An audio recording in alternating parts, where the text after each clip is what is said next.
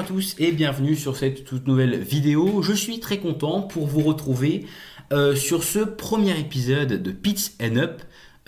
Sachez que c'est le début d'une longue lignée de vidéos, en tout cas j'espère, si celle-là est bien accueillie, évidemment qu'il y en aura d'autres derrière. Dans cette première vidéo, comme vous voyez, je pense que franchement la miniature, le titre et là maintenant ça, je pense que c'est clair, vous vous doutez bien qu'on va pas parler de Renault. Évidemment, on se retrouve aujourd'hui pour parler de Lamborghini et plus précisément de l'histoire complète de Lamborghini, que ce soit de la marque elle-même sur la route et sur les circuits, mais aussi de son créateur Ferruccio Lamborghini et de tout ce qui a fait que la marque existe aujourd'hui, ou du moins existe encore, parce que vous allez voir que c'est pas forcément quelque chose qui a été acté. Donc, on va commencer maintenant et sachez qu'à la fin de la vidéo, on parlera du film. Je vous ferai une critique légèrement rapide, mais vous inquiétez pas, je vous ferai une critique par rapport au film parce que je l'ai vu en amont pour bien faire cette vidéo. Et donc c'est un film qui est sorti en 2023, si je dis pas de bêtises, avec Franck Grillo en tant que Ferruccio Lamborghini.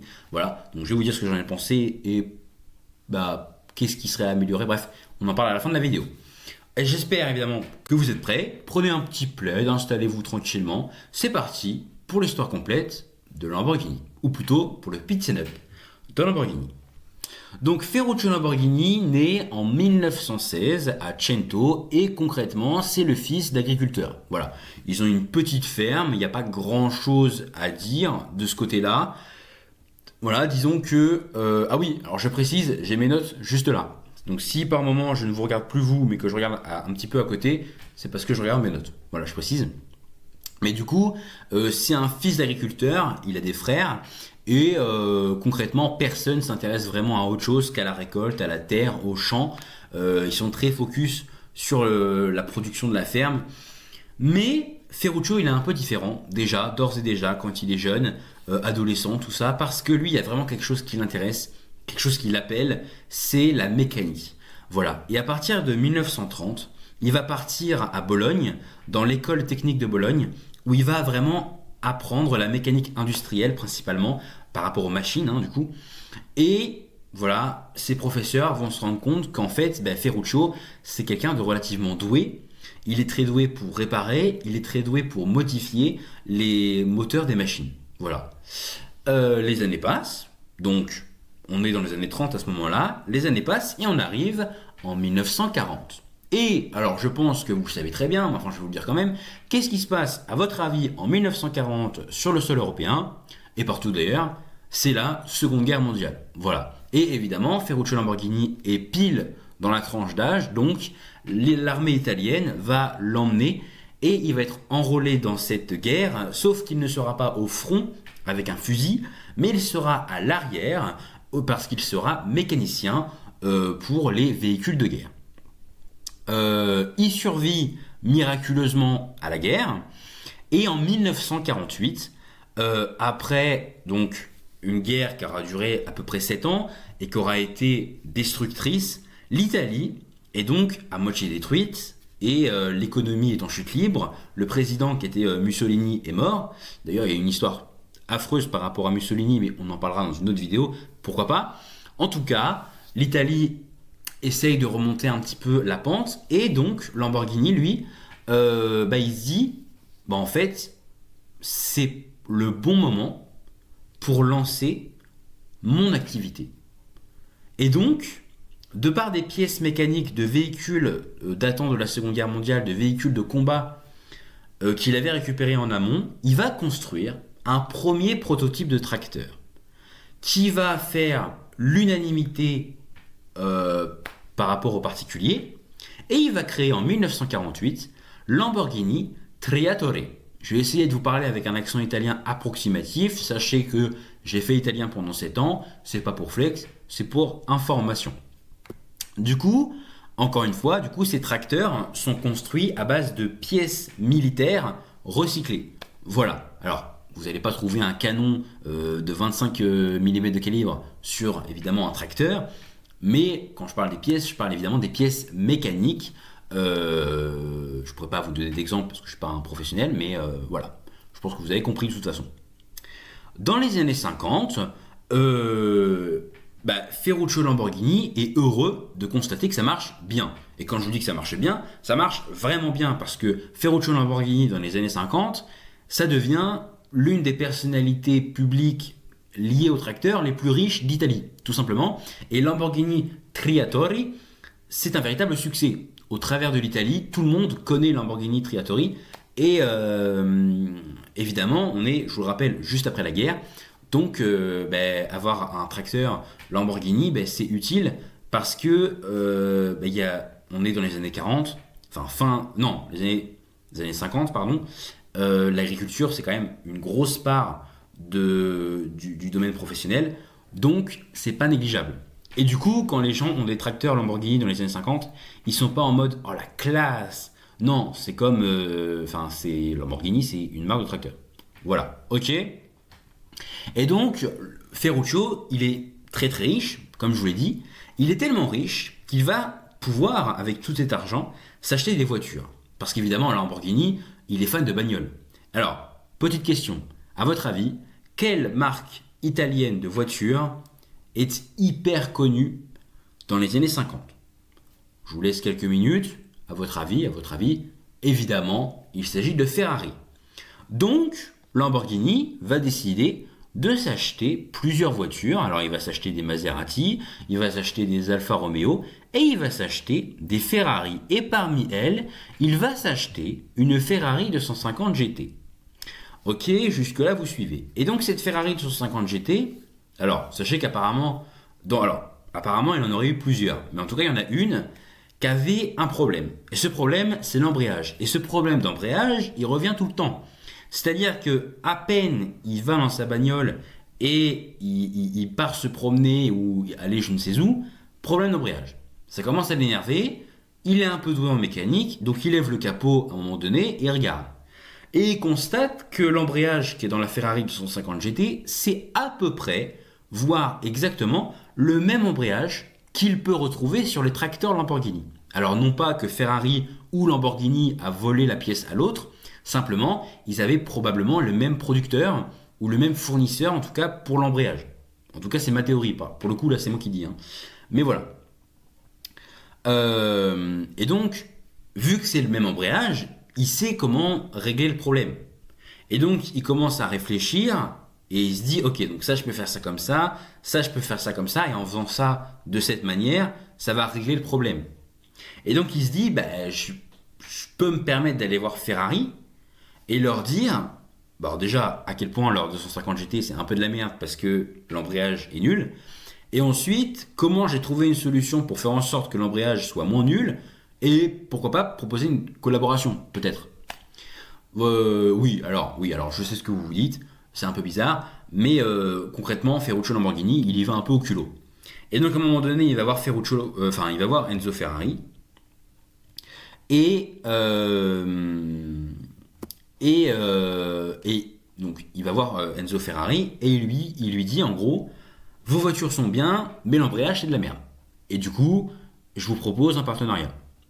Sauf que Enzo Ferrari, je pense que vous le connaissez. Si vous ne le connaissez pas, vous allez le connaître très rapidement parce que sachez qu'il a répondu à peu près, c'est peut-être pas la phrase exacte, mais il a répondu: un constructeur de tracteur ne comprend rien aux voitures de sport. En gros, alors après j'ai une autre version.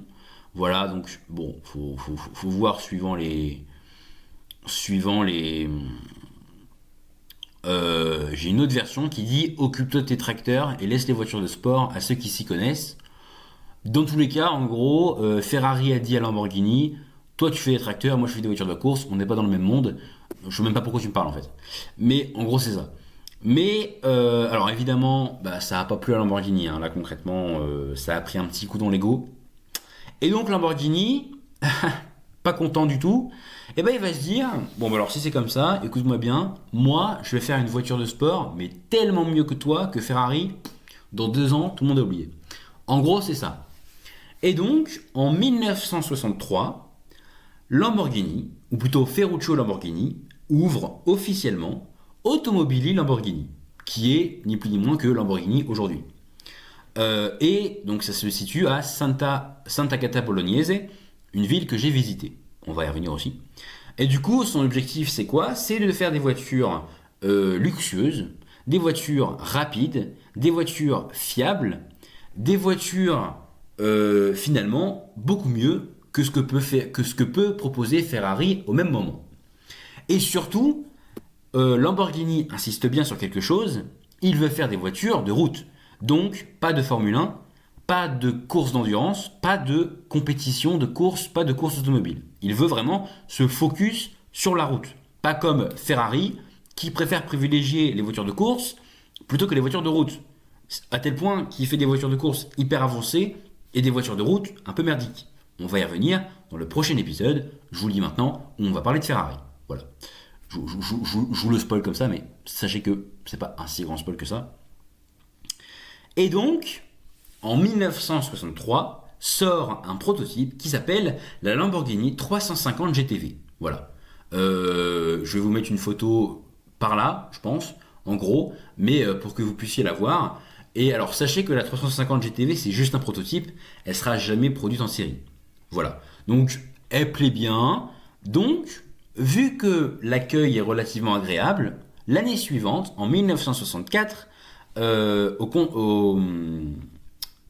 Genève, va être présentée par Lamborghini, la Lamborghini 350 GT avec un V12 à l'intérieur, et c'est un succès immédiat. Alors la 350 GT, c'est la voiture bleue que vous avez juste en dessous à ma gauche.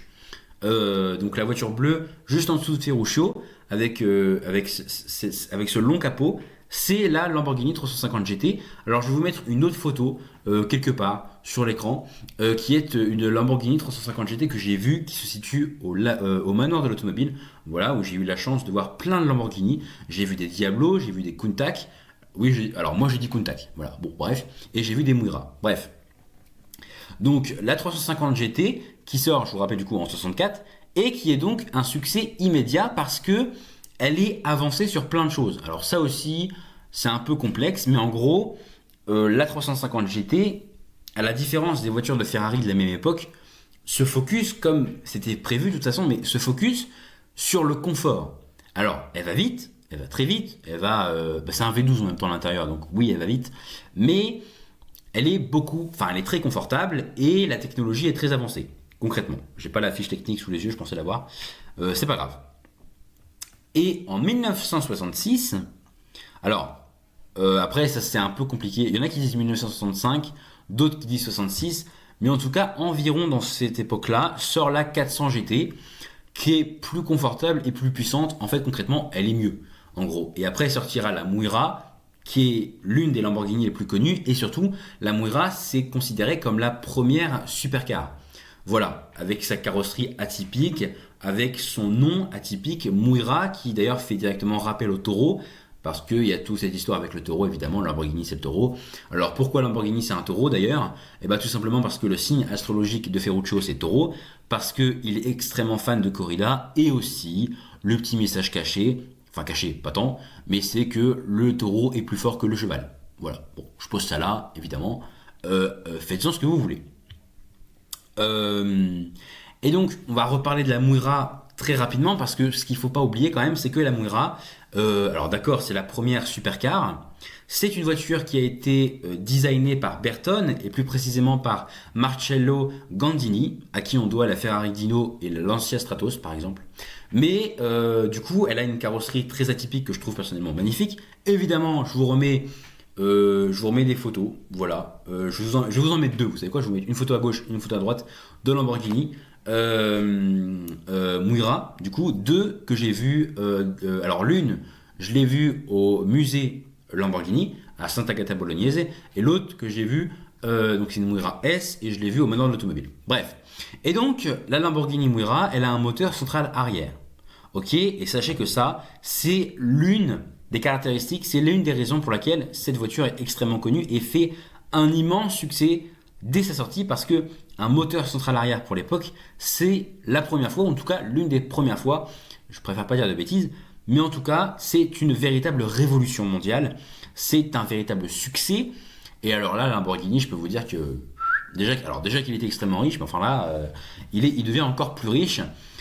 Sachez pour information que Enzo rit au nez de Lamborghini au moment où la Mouira sort parce que Enzo Ferrari estime qu'un moteur doit être à l'avant du véhicule, disant que on ne met pas les bœufs derrière la charrette. Sachez juste que la F40 a un moteur central arrière, que la F50 a un moteur central arrière, que la Enzo a un moteur central arrière, que la Ferrari a un moteur central arrière, et je peux vous en faire plein d'autres comme ça. Donc finalement, Enzo a parlé sur le moment, mais en réalité, bon, voilà, il a bien aimé l'idée quand même. Sort plusieurs autres modèles, avec notamment la Islero en 1968, la Espada, qui est une 4 places, en 1968 aussi, et la Jarama, qui sort en 70. Et alors là, on arrive dans les années 70, comment dire, c'est pas top, ok? C'est tellement pas top que Lamborghini, vous allez voir, se sent pas très bien à ce moment-là. En 1973, il y a eu une importante crise pétrolière qui est totalement mondiale. Et donc, une crise pétrolière, alors, qui dit pétrole dit essence, et qui dit pétrole dit voiture, concrètement. Et donc, les voitures de sport, la vente de voitures de sport chute totalement. Et alors, ça vaut pour Lamborghini, mais ça vaut pour tous les constructeurs évidemment. C'est pas que Lamborghini qui est concerné pour le coup. Et donc, à cause de cette chute, Lamborghini perd énormément d'argent et donc, ils sont obligés de vendre Lamborghini. S'ils ne vendent pas l'entreprise, ils ferment boutique, en gros. Donc, Ferruccio n'est pas totalement borné non plus. Il décide donc de vendre Lamborghini. Alors d'abord, il vend Lamborghini Triatori et ensuite, il vend en deux parts différentes. Il vend la Lamborghini voiture, quoi. Il vend 51% à une personne et 21% à une autre. Je vais vous donner les noms tout de suite. Puisqu'il s'agit de... Alors attendez, il faut que je zoome. Hein. Laissez-moi juste 30 secondes. Alors là, tac, tac, excusez-moi. Voilà, alors il vend 51% à Georges-Henri Rossetti et il vend le reste à René Leimer. Voilà, concrètement. Comme ça, vous avez les noms. Alors, si vous ne savez pas qui c'est, je ne vais pas pouvoir vous expliquer parce que je ne sais pas, mais en tout cas, voilà. Et une fois que les deux parts sont vendues, une fois que l'entreprise a été vendue, il empoche l'argent, mais maintenant, Ferruccio Lamborghini, c'est le créateur, d'accord, mais il dirige plus rien. Donc, en 1974, Ferruccio Lamborghini quitte définitivement l'entreprise. En 1974, la même année, sortira la Lamborghini Countach LP500 avec un design extrêmement futuriste, avec notamment des portes en élytre, avec un aspect totalement, disons, étrange, mais qui sera l'une des icônes absolues des années 70-80. Néanmoins, l'entreprise reste fragile, concrètement, et surtout financièrement. En gros, c'est bien beau d'avoir vendu la Countach LP500, mais ça ne va pas rehausser tout ça, ok? Donc, entre 78 et 98, disons que c'est vraiment compliqué pour Lamborghini. En 78, Lamborghini est totalement en faillite. Ok, c'est pas compliqué, ça va mal, vraiment mal. Ok, ils ont beau avoir vendu l'entreprise il y a pas longtemps, ça va toujours pas très bien. En 80, il y a des reprises successives de l'entreprise, avec notamment Megatech, qui est une boîte indonésienne. Voilà, donc si vous ne connaissez pas, c'est normal. Mais surtout, il y a Chrysler qui rachète Lamborghini à un moment donné, en 1987 pour être précis. Et sachez juste que Chrysler sont à l'origine de la Dodge Viper R10. Ou RT10, peut-être, je ne sais plus, attendez, on va regarder sur internet. Je ne sais plus si c'est Dodge Viper... C'est RT10, ok. Donc la Dodge Viper RT10... Donc ça a été créé par Chrysler, puisque Dodge appartenait à Chrysler, ou appartient à Chrysler, je ne sais plus, mais en tout cas bref. Et sachez que le moteur, Lamborghini a travaillé dessus. Voilà, je voulais juste poser cette information parce que je trouve ça très stylé. Et surtout, extrêmement drôle. Attendez, parce que je suis un petit peu teubé et que du coup j'ai enlevé mon texte. Voilà, simplement. Je pose l'information juste là, hein, je vous le mets là, vous en faites ce que vous voulez, évidemment. Évidemment que c'est légèrement problématique, excusez-moi, cette vidéo n'a aucun sens, c'est pas grave. On revient au fondamental. Donc je disais, en 87 du coup, Lamborghini est racheté par Chrysler. Ok, Chrysler qui est une boîte américaine, Chrysler qui est, bon, alors, qui est relativement acceptable. Disons que financièrement ça va, mais c'est pas génial quoi. Mais bon, en 1990, Lamborghini sortira, sous le contrôle de Chrysler, la Lamborghini Diablo. Avec une vitesse de plus de 325 km/h, c'est la supercar des années 90.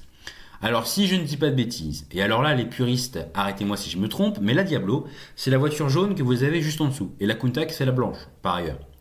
Voilà, je pose ça là. Et du coup, c'est la véritable icône des années 90. C'est un succès. Et sachez que la Diablo a été pensée pour être une voiture abordable. Voilà, concrètement, l'objectif, c'est de rendre Lamborghini un peu plus abordable. Ils peuvent pas se permettre de vendre des voitures extrêmement chères, sachant que l'entreprise va pas hyper bien, en gros. Sauf que c'est 66 500 euros, environ. Donc ça reste un joli prix, quoi. Donc, pendant que la Lamborghini Diablo est en train de tout détruire sur son passage, dans le bon sens évidemment, Lamborghini, depuis les années 70, ça vous le savez pas, mais depuis les années 70, Lamborghini, dans leur bureau, discrètement, dans le plus grand secret, réfléchit à la possibilité d'entrer dans le domaine de la course automobile. D'accord, lors de la création en 63, Ferruccio avait formellement interdit à ce que Lamborghini entre dans le domaine de la course. Parce qu'il ne voulait pas ressembler à Ferrari, en fait, concrètement. Sauf que maintenant, on est dans les années 80. Lamborghini va mourir très prochainement, puisqu'il meurt dans les années 90, si je ne dis pas de bêtises. 92, je crois, il meurt. Bref, on va y venir de toute façon. Mais du coup, ils y réfléchissent, et enfin, en 1989, Lamborghini commence à réellement réfléchir par rapport à la Formule 1 et plus précisément pour devenir motoriste en Formule 1. Qu'est-ce que c'est motoriste ? En gros, c'est les fournisseurs de moteurs. Tout simple. Donc Lamborghini ne crée pas d'écurie. Ils préfèrent simplement fournir leur propre moteur Lamborghini V12 pour des monoplaces. En fait, ils proposent des moteurs, ils signent des contrats avec Renault par exemple, et comme ça, Renault a un moteur Lamborghini dans sa monoplace. Voilà. Donc, ils signent des contrats avec plusieurs écuries, notamment Larousse, Lotus, Minardi et Ligier. Alors, Lotus et Ligier, normalement, vous connaissez à peu près. Larousse et Minardi, si vous ne connaissez pas, c'est pas grave, mais honnêtement, je ne connais pas non plus. Bref. Alors, les moteurs, qu'est-ce qu'ils en pensent ? Les moteurs sont très puissants, donc c'est génial, c'est super, sauf qu'ils sont trop lourds, ils sont pas assez fiables, et ils consomment énormément. Donc, les marques avec qui Lamborghini avait fait des contrats ne gagnent aucun podium majeur et le projet est donc définitivement abandonné en 1993. En 1991, donc on repart dans le passé, la Lamborghini LM002 sort, en gros. Donc, la LM002, c'est pour du rallye Dakar. Enfin, rallye et Dakar, ok. Entre 91 et 92, la Lamborghini Diablo GTR sort. Et alors la Diablo GTR, sachez qu'elle a été pensée pour courir sur le Mans. Elle a été laminée. C'est-à-dire qu'ils n'ont même pas fini la course des 24 heures Le Mans, et ça a fini par un abandon. Tellement la voiture était nulle en fait, parce que c'est toujours le même problème. Le moteur est relativement puissant, ça reste un V12, oui, mais il est trop lourd, il n'est pas assez fiable, et encore une fois, il boit beaucoup trop d'essence. Donc la Lamborghini Diablo GTR est obligée de faire les arrêts au stand beaucoup plus fréquemment que tous les autres véhicules. Donc dans le tableau, elle descend, elle perd des places. Et même s'il y a 24 heures de course, au bout d'un moment, ça ne pouvait plus être rentable. Que ce soit en termes de pneumatique ou en termes de course en général. Donc ça a fini par un abandon. Ah non, j'ai confondu avec la GT1. Autant pour moi. Bon, je corrige. C'est la Diablo GT1, pas la GTR. Oh, Diablo GTR, Diablo GT1, je suis désolé, je confonds. Bref, en tout cas, dans tous les cas, la Diablo GT1, du coup, en 97, a vécu ce que je viens de vous expliquer. Concrètement. Alors, il est un peu... Ma fiche de notes est un petit peu border parce qu'elle parle pas de la mort de Lamborghini. C'est un peu terrible, cette information. Mais vous inquiétez pas. Oh là là, vous inquiétez pas, on va trouver ça tranquillement. En gros, concrètement, Lamborghini, bon. Voilà, il meurt le 20 février 1993, notre très cher Ferruccio. Il aura vécu une belle vie, quand même, disons-le. Parce qu'il aura quand même réussi à créer enfin, donner vie à son rêve, quand même. Donc, bon, en termes de vie de merde, on a quand même vu pire, quand même. En 1998, Lamborghini, parce que, alors, depuis les années, fin des années 70, début 80, le Lamborghini est racheté par Chrysler. Et en 98, Lamborghini est racheté par Audi. Voilà, et alors là, c'est la fête. Là, chez Lamborghini, ils dansent tous, parce que Audi, alors, à l'époque, et encore aujourd'hui, c'est une marque pétée de thunes. Voilà, concrètement, ils sont très bien. Et donc, il y a plus de qualité, il y a plus de fiabilité, il y a plus d'organisation industrielle. Et donc, c'est la fin des problèmes chroniques. Et qui dit fin des problèmes, dit début de la réussite, hein, finalement. Donc, à partir de 2000, on considère que c'est l'âge d'or de Lamborghini. Avec en 2001 la sortie de la Murcielago, en 2003 la sortie de la Gallardo, qui est d'ailleurs l'un des best-sellers historiques, en 2011 la Aventador, en 2014 la Huracan, en 2018 le Urus, qui est un SUV, et en 2023 la Revuelto, qui est une V12, un V12 hybride. Bon alors, le hybride, il pouvait se le garder. Et j'aimerais juste qu'on revienne sur le Urus, alors qui n'est pas sur l'image, c'est pas le 4x4 qui est derrière, ça c'est un autre Lamborghini que j'ai vu d'ailleurs, qui est magnifique, mais c'est pas un Urus. Le Urus, c'est vraiment un SUV, donc un SUV c'est un véhicule familial, avec un V12 à l'intérieur. Ça vous permet un petit peu de voir un petit peu la mentalité de chez Lamborghini. C'est en vrai techniquement complètement fou de faire ça, mais en fait Lamborghini ils se sont vraiment retrouvés à un moment donné en réunion, ils se sont dit tiens, et si on mettait un V12 dans une voiture familiale avec des enfants à l'arrière, c'est une excellente idée. Une voiture de route avec un V12 dedans qui va à pleine balle, un gros SUV qui peut te mettre à mal une Ferrari, la Ferrari derrière. Pas sûr de cette information, mais bref. En tout cas, le Urus, moi je trouve ça excellent. Enfin, dans l'idée en tout cas, parce qu'après j'en ai jamais conduit forcément, mais dans l'idée c'est très très rigolo. Et sachez que j'en ai déjà vu, voilà, je vais vous mettre des photos à un moment donné, vous inquiétez pas, par rapport à ça. Et du coup, comment ça se passe du côté de la course? Donc on est dans les années 2000 et toujours pas de Formule 1 pour Lamborghini. Mais par contre, en GT3, en GT4 et en endurance, alors là, vous inquiétez pas que ça y va. Concrètement, en 2015, la Huracan GT3 est présente en Blancpain GT Series, en GT World Challenge et dans l'IMSA. Et il y a énormément de victoires majeures. Concrètement. Et sachez que la Huracan GT3 n'est pas la première. La première, c'est la Gallardo GT3 qui a lancé vraiment cet univers par rapport à la GT3. Sachez que Lamborghini est l'un des piliers de ce domaine dans la course GT3, parce que GT3 c'est une catégorie en fait. Et Lamborghini est vraiment un symbole. Et du coup, ça a commencé par la Gallardo. Après, la Huracan a pris le flambeau. Mais vous inquiétez pas, tout ça je vous l'ai écrit. Ben, je vous l'ai écrit ça, ben oui bien sûr, attendez je vais vous retrouver l'image. La Lamborghini Gallardo GT3 et en 2015 la Huracan. Ok, donc il n'y en a pas eu d'autres. Désolé, je lis mon texte en même temps, je suis vraiment navré. Mais bref, donc ok. Et sachez que la Huracan GT3 a également fait Spa-Francorchamps, les 24 heures de Spa. Donc c'est un circuit qui est en Belgique extrêmement connu pour les amateurs de Formule 1 notamment. Mais il n'y a pas que de la Formule 1. Et donc c'est une victoire dans la catégorie GT. Et ça fait une pub incroyable, c'est génial.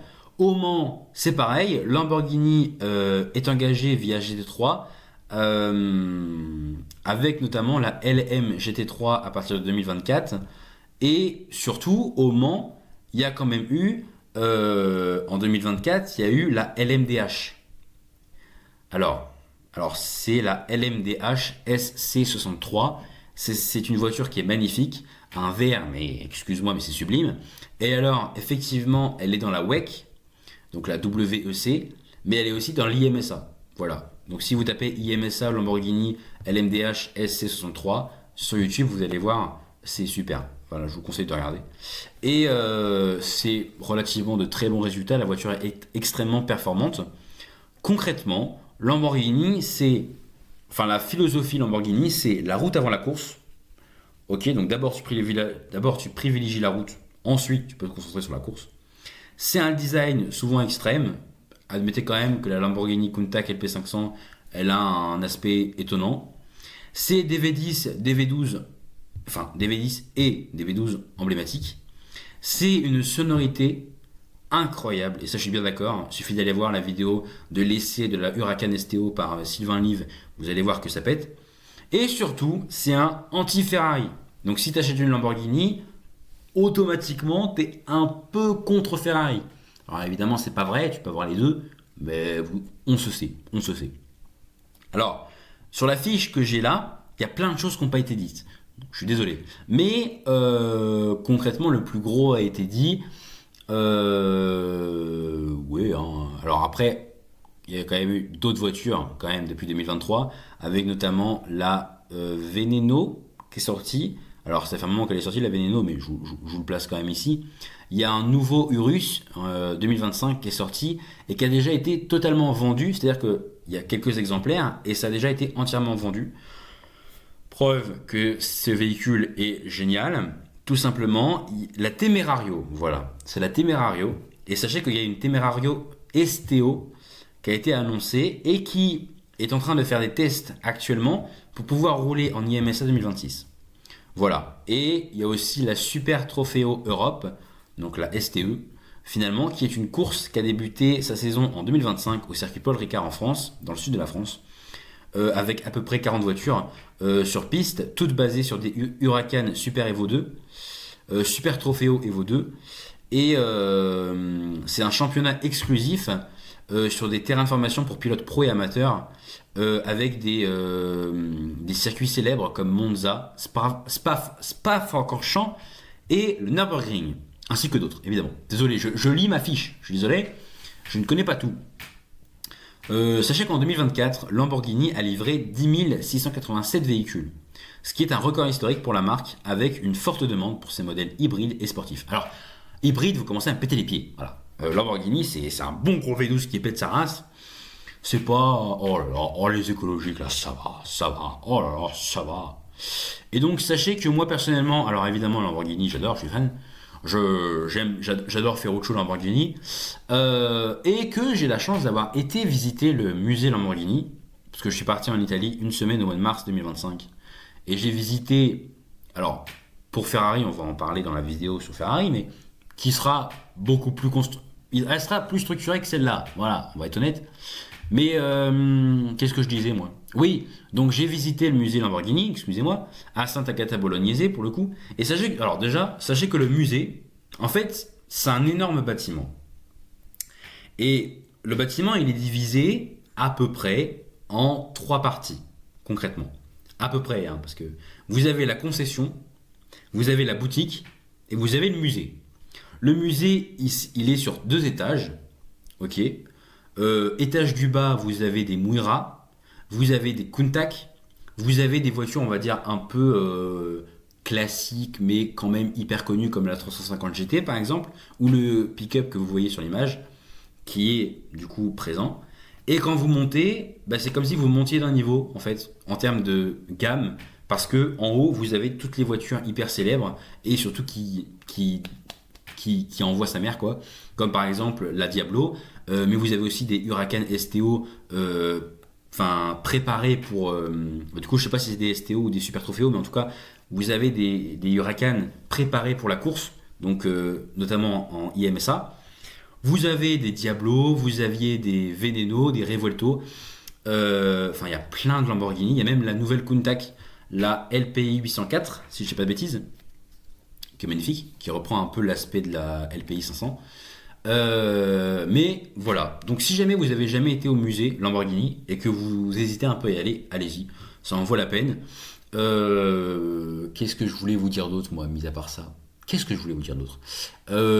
Oui, j'ai acheté quelque chose, tout simplement. J'ai acheté une Lamborghini Huracan Performante en 1.24. Oui, alors pas une vraie, évidemment. En 1.24, je l'ai payé 25 euros. Et croyez-moi que quand tu sors de la boutique Lamborghini avec un sac en carton avec le logo Lamborghini qui brille dessus, t'es un peu fier quand même. Parce que tu te dis, putain, j'ai acheté un truc chez Lamborghini. Alors, c'est pas la bagnole, mais quand même. Je voulais m'acheter une veste à la base, mais enfin, la veste, c'est 125 euros à peu près. Je les avais pas. Voilà, j'avais pas assez. Même pour une casquette c'était 50 balles peut-être. J'avais pas assez. Donc, je me suis pris une petite voiture. Enfin, une voiturette en 1.24 qui est toujours là dans ma chambre, sachez-le. Ainsi que la Ferrari 499P que je me suis acheté à Maranello. Mais ça, ce sera pour l'autre épisode. Donc encore une fois, si vous n'y avez jamais été, je vous conseille fortement. Je vais essayer de vous mettre une image, mais je ne vous promets rien. Déjà là, je ne vais pas vous mentir, en montage, ça va être un tout petit peu casse-pied. Mais c'est pas grave. Qu'est-ce que je voulais vous dire d'autre? Bah rien, voilà, j'espère que cette vidéo vous aura plu évidemment. Elle était un peu brouillon, je suis désolé, c'est la première fois que je fais quelque chose comme ça. Je vais essayer de faire une sorte de diaporama pour Ferrari, pour voir un peu, pour structurer. Je vais essayer plusieurs versions. Mais voilà, c'était un premier essai. J'espère encore une fois que cette vidéo vous aura plu, que vous aurez bien appris l'histoire de Lamborghini. Si jamais vous avez des anecdotes, des questions ou quoi, n'hésitez pas à les poser ou à parler dans les commentaires. Cet espace, je vous rappelle, est fait pour vous. N'hésitez pas à vous abonner à cette chaîne si ça vous plaît. Objectif 1000 abonnés pour le 1er mars. Voilà, si on réussit à atteindre les 1000 abonnés pour le 1er mars, je vous fais une grosse vidéo. En tout cas, j'essaierai. Et alors j'aimerais bien vous dire que la semaine prochaine sortira un essai d'une Lamborghini, mais déjà premièrement j'ai pas le permis donc ça va être compliqué, et deuxièmement quand bien même je me mettais en siège passager, faudrait déjà trouver une personne qui a une Lamborghini quelconque et qui accepte de me laisser monter avec lui, de filmer et de faire des tours et surtout de pousser la Lamborghini, donc ça veut dire sur un circuit, donc c'est à dire qu'il faut louer un circuit. C'est beaucoup d'organisation, je vais pas vous mentir, je peux pas. Mais en tout cas, voilà, je vous fais d'abord des pits and up, comme ça. Et peut-être que dans 1 an, 2 ans, 3 ans, peut-être qu'on fera des essais. Et avec moi au volant, c'est encore mieux. Je m'inspire évidemment, je vais pas vous le cacher, je m'inspire de Sylvain Live. Je vais essayer de pas trop copier-coller dans le sens où, enfin, faut pas non plus que ce soit exactement comme lui. C'est pas l'objectif. Lui, il a sa chaîne, il fait ses trucs. Et moi, j'ai ma chaîne et je fais mes trucs. Sur ma chaîne, je parle de Marvel, je parle de DC, je parle de voitures, je parle de paranormal. Et d'ailleurs, j'aimerais bien qu'il y ait une enquête qui arrive un jour. Je ne sais pas s'il y en a une cette année. J'aimerais bien, peut-être à la fin de l'année, je sais pas trop. On va voir. Mais en tout cas, sachez que il y a comme projet en tout cas de sortir une enquête paranormale, un de ces quatre sur cette chaîne. C'est pas une chaîne qui est dédiée à la pop culture. C'est une chaîne qui est dédiée à ce que j'aime. Et donc, par automatisme, je parle un peu de tout. Voilà, donc j'espère qu'encore une fois que ce premier épisode de Pits and Up vous aura plu, que vous aurez appris des choses par rapport à Lamborghini. Et nous, on se retrouve à la prochaine pour la prochaine vidéo.